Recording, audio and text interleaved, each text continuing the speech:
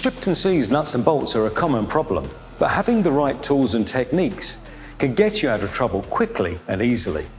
In this video, we're going to show you 4 different types of tools to get you out of trouble. Using bolt extractor sockets, a bolt extractor kit, a heating torch, and a nut splitter. Always wear appropriate personal protective equipment or PPE.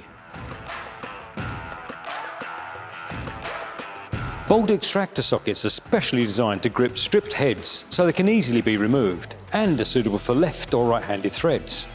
Simply select a socket that suits the size of your bolt and begin removing the bolt.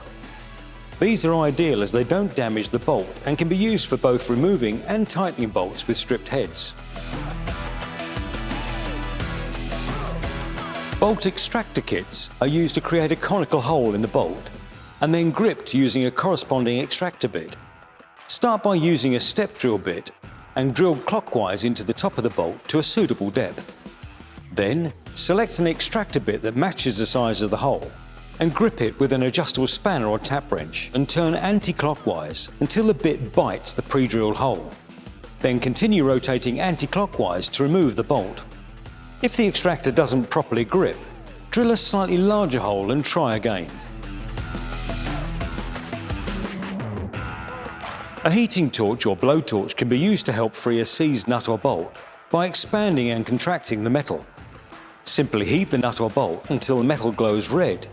Then use a suitable spanner to undo the bolt. The expansion and contraction of the metal should break the corrosive bond between the threads.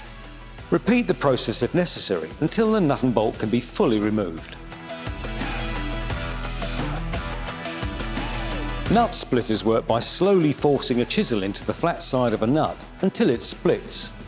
This will cause irreparable damage to the nut and should be used as a last resort. Start by selecting a nut splitter of a suitable size to the nut you want to remove.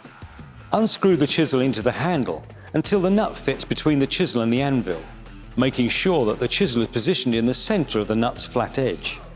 Now use a spanner or socket and turn clockwise to tighten the chisel.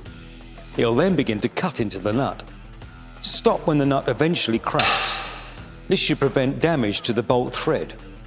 If you do damage the bolt's thread, refer to our video guide covering repairing damaged threads. For other videos and how-to instructional guides, please visit our website at www.sealey.co.uk.